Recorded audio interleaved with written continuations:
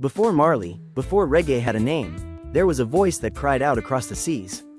His name was Desmond Dekker. He didn't just sing Jamaica's pain, he made the world dance to it.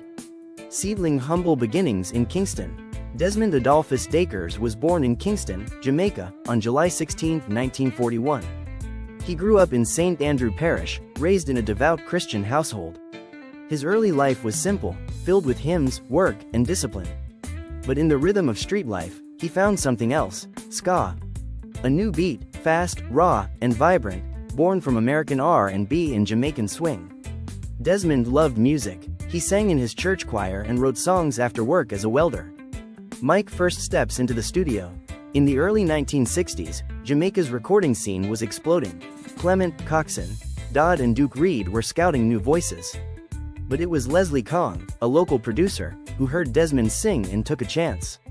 Together, they created Honor Your Mother and Father, a sweet, respectful tune that became his first hit. Soon after came 007, Shanty Town, Rude Boy Train, Unity. These songs weren't just catchy, they were cultural snapshots of Jamaica's post-colonial identity. Musical note 007 and the Rude Boy Anthem. In 1967, 007, Shanty Town, exploded across Jamaica. It wasn't just a song, it was a movement. The Rude Boy image, sharp suits, rebellious youth, street survival, became the symbol of a generation. And Desmond Dekker? Their voice. I didn't sing about violence. I sang about the struggle that made it happen. Desmond Dekker Globe Israelites, the song that changed everything. In 1968, Desmond released Israelites, a track blending biblical struggle with Jamaican hardship. The opening lines, "Get up in the morning, slaving for bread, sir," struck a chord around the world. It became the first Jamaican song to reach #1 in the UK, and a top 10 hit in the US, Canada, Germany, and beyond. Desmond Dekker had done what no one else had, brought Jamaica's sound to global ears. Luggage touring the world. After Israelites, Desmond toured Europe and America, appearing on British TV shows, performing in packed stadiums, and headlining ska festivals. He wasn't flashy, he wasn't militant, but he was powerful. His smile, his upright posture, and his high tenor voice made him a unique presence, respectable and revolutionary. Musical notes: music with meaning. While others chased dance floor success, Desmond kept singing about responsibility, family, and social injustice. He was never just a pop act. His music said, "Respect your elders. Stay strong. Survive." He wasn't just Jamaica's ambassador. He was its moral compass, delivered through rhythm and rhyme. He didn't wait for the world to come to Jamaica. He brought Jamaica to the world. Before reggae had a name, Desmond Dekker gave it a passport. Globe opening the doors. In a time when reggae was still forming, before Bob Marley, Peter Tosh, or Burning Spear made headlines, Desmond Dekker was already charting worldwide. His success with Israelites showed producers, DJs, and record labels that Jamaican music could sell. UK radio stations opened their playlists. US promoters booked Jamaican acts. Europe embraced ska and rocksteady festivals. Desmond didn't just break through. He held the door open for others to follow. Musical note from ska to reggae.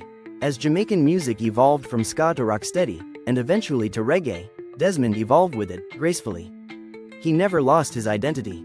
Even as rhythms slowed down and bass lines thickened, his high-pitched, urgent delivery remained iconic. His ability to balance melody with message made him timeless.